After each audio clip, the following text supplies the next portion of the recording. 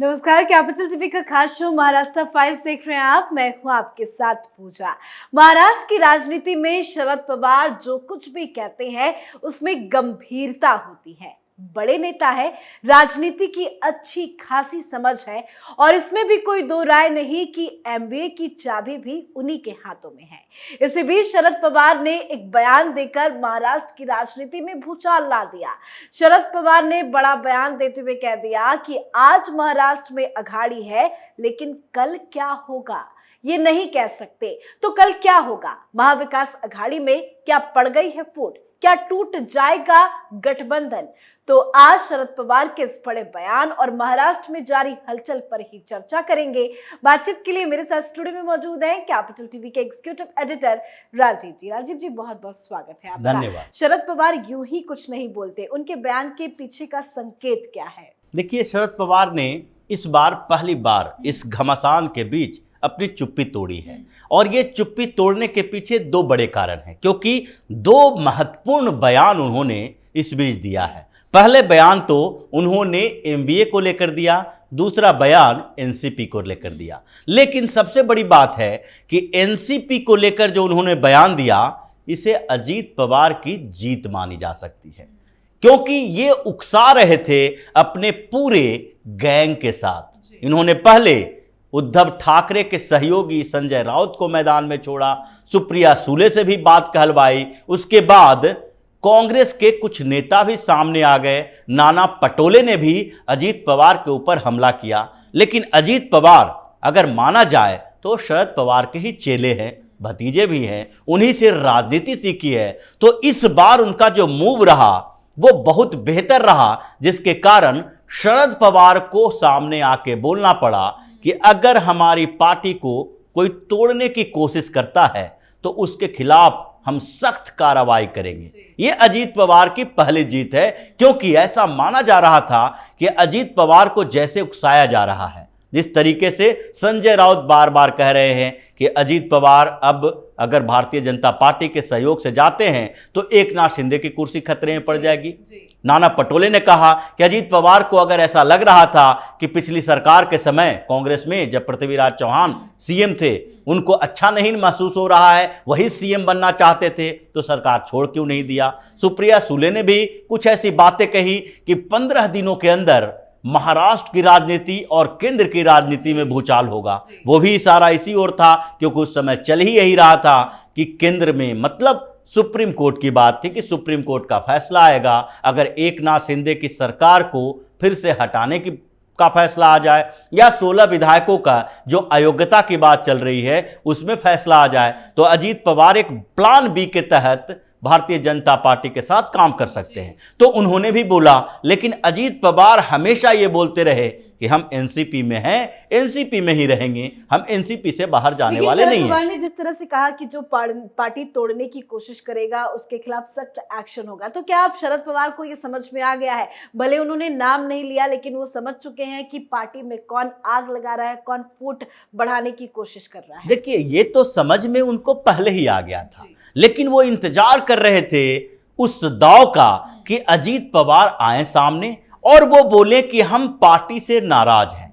क्योंकि जो पार्टी को तोड़ने की कोशिश करेगा, जो पार्टी से अलग राय रखेगा, तो दूसरा पक्ष, उसमें भी शरद पवार जैसा, उनको ये मौका मिल जाएगा कि अजीत पवार एनसीपी के विचार को छोड़कर अपने कुछ फायदे के लिए भारतीय जनता पार्टी के साथ जा रहे हैं। वो विक्टिम कार्ड खेल सकते थे कि हमारे परिवार ने धोखा दिया, हमारा भतीजा हमारे साथ धोखा कर रहा है। तो ऐसे में उनके जो विधायक हैं वो इनके इमोशनल कार्ड में फंस जाते हैं। लेकिन अजीत पवार उसी मूव के साथ आगे चल रहे हैं और इसलिए शरद पवार ने ये बात कही। अब दूसरी बात है एमबीए को लेकर जो उन्होंने बोला, ये भी उनकी एक स्ट्रेटजी रही है, क्योंकि पहले भी इनकी स्ट्रेटजी ऐसे ही रही है, जिसका साथ दो उसका प्रदर्शन मत करो, लेकिन जिसके साथ खड़ा रहो उसको बिल्कुल छुपा के रखो। 2014 के विधानसभा चुनाव जब महाराष्ट्र के हुए थे, उसमें भी शरद पवार ने ऐसा ही किया। लोकसभा चुनाव के समय जब सीट शेयरिंग का मुद्दा आया, कांग्रेस के साथ इनका गठबंधन टूट गया, दोनों गठबंधन में चुनाव नहीं लड़ पाए और उस समय इनका बैकअप प्लान क्या था? 2014 में आप देखेंगे कि 2014 में अल्पमत की सरकार रही थी, महाराष्ट्र विधानसभा चुनाव हुआ और उसके बाद उद्धव ठाकरे ने समर्थन देने से मना कर दिया। देवेंद्र फडणवीस को सीएम बनना था और उस समय अल्पमत की सरकार के लिए शरद पवार साथ में आए। उन्होंने कह दिया कि जिसकी जो बड़ी पार्टी है वो सरकार बनाए, हमें कोई दिक्कत नहीं है। उन्होंने बाहरी तौर पर समर्थन दिया और भारतीय जनता पार्टी की सरकार बनी। उद्धव ठाकरे के सहयोगियों ने बाद में सलाह दिया कि अब बाहर रहने से कोई फायदा नहीं, अंदर रहेंगे तो मंत्रिमंडल मिल जाएगा, मंत्री मिल जाएगा। तो इसीलिए उस समय इन्होंने भारतीय जनता पार्टी की सरकार बना दी। लेकिन दूसरे तरफ अपने जो इनके एजेंट हैं, उद्धव ठाकरे के अभी सबसे बड़े सहयोगी संजय राउत, उनको साथ में लेके चले और उद्धव ठाकरे को धीरे धीरे जहर भरते रहे कि आपकी पार्टी जो है वो खत्म हो रही है भारतीय जनता पार्टी के साथ गठबंधन के कारण। और अंतिम में 2019 आते आते वो है किसी तरीके से उद्धव ठाकरे को बरगलाने में कामयाब रहे। अब वही स्थिति सामने आई है। शरद पवार एक नया दांव चल रहे हैं। उन्होंने पहले क्या किया, जो केंद्रीय स्तर पर विपक्षी एकता के लिए कवायद शुरू की। पहले कांग्रेस के खिलाफ जो तीसरा मोर्चा बन रहा था, केसीआर से मुलाकात कर ली, केजरीवाल से भी मुलाकात की, उनके सहयोगी संजय सिंह से भी मुलाकात की। उन्होंने पहले दिल्ली में अपने ही आवास पर विपक्षी नेताओं के साथ बैठक की।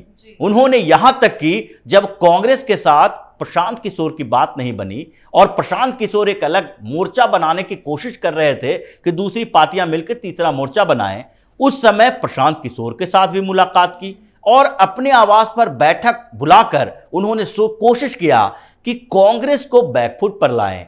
और अब कांग्रेस जैसे ही उसके साथ गई, उसके बाद राहुल गांधी से मुलाकात हुई, उन्होंने मुद्दे की बात कर दी और अडानी के मुद्दे पर राहुल गांधी को आईना दिखा दिया। फिर क्या हुआ, फिर उन्होंने आगे चाल चली और कांग्रेस को कमजोर करने के लिए अडानी के साथ मुलाकात की। उन्होंने भारतीय जनता पार्टी के साथ भी अपना एक दरवाजा खोले रखा कि कभी भी अगर कांग्रेस नाराज होती है हम एनडीए के साथ जा सकते हैं।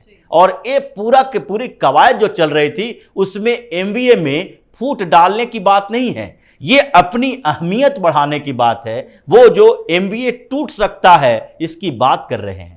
क्योंकि महाराष्ट्र की राजनीति में अगर एनडीए की बात करें और एमबीए की बात करें तो महाविकास अघाड़ी में सबसे मजबूत पार्टी अभी शरद पवार की है और कांग्रेस की स्थिति कमजोर है, फूट पड़ी हुई है। कई नेता पार्टी छोड़ने वाले हैं, छोड़ भी चुके हैं। दूसरी तरफ उद्धव ठाकरे के हाथों में कुछ है नहीं, ये बिल्कुल सड़क पर आ चुके हैं। तो ऐसे में शरद पवार ये चाहते हैं कि अगर चुनाव हो और चुनाव में एमबीए रहे तो उस समय 50% से ज्यादा सीटें एनसीपी को मिलनी चाहिए। 50% में आप दोनों तय करो कि आपके पास क्या होगी। उसी तरीके से लोकसभा चुनाव हो तो उसमें भी 50% से ज्यादा सीटें एनसीपी के साथ होनी चाहिए और जो सीटें हैं उसमें से आप तय कर लो। क्योंकि उन्होंने इस बात को आगे बोला है कि अगर महाविकास अघाड़ी रही तो हम लोगों के लिए अच्छा होगा, लेकिन चुनाव के समय सीट शेयरिंग का मुद्दा होता है, सीटों का बंटवारा होता है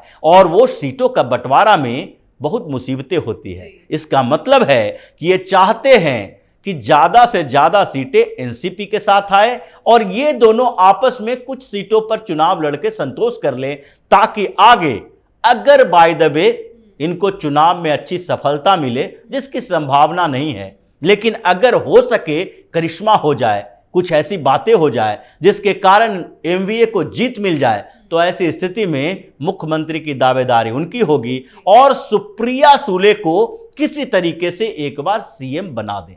और यही वजह है कि जो सुप्रिया सुले को लेकर ये प्लान बना रहे हैं उसको अजीत पवार ने समझ लिया है कि एमवीए अगर रहे भी और ये शरद पवार जो चाल चल रहे हैं उसमें एनसीपी तो बड़ी पार्टी रहेगी और एनसीपी की दावेदारी रहेगी सीएम के लिए, और एनसीपी अगर सीएम बनाएगा तो हमें नहीं बनाएगा। सुप्रिया सुले के लिए अजीत पवार के बदले सुप्रिया सुले को लाने के लिए शरद पवार है जो बैटिंग कर रहे हैं और इसीलिए इन्होंने पहले नेगोशिएशन शुरू कर दिया कि अगर सीएम के लिए हमें एनडीए का साथ देना पड़े तो भी दे देंगे, डिप्टी सीएम भी बन लेंगे, लेकिन शरद पवार के ये जो मंसूबे हैं कि इतने दिनों तक भतीजे के साथ रहो और उसके बाद बेटी जब बड़ी हो गई, राजनीति में आ गई, तो इसको सीएम बना दो, उसको कामयाब नहीं होने जी, देंगे। बहुत बहुत अच्छे से समझाया आपने, बहुत बहुत धन्यवाद। धन्यवाद। तो शरद पवार के महाविकास अघाड़ी के भविष्य को लेकर दिए बयान पर महाराष्ट्र की राजनीति में हलचल तेज है। अजीत पवार ने भी माहौल गर्म कर रखा है,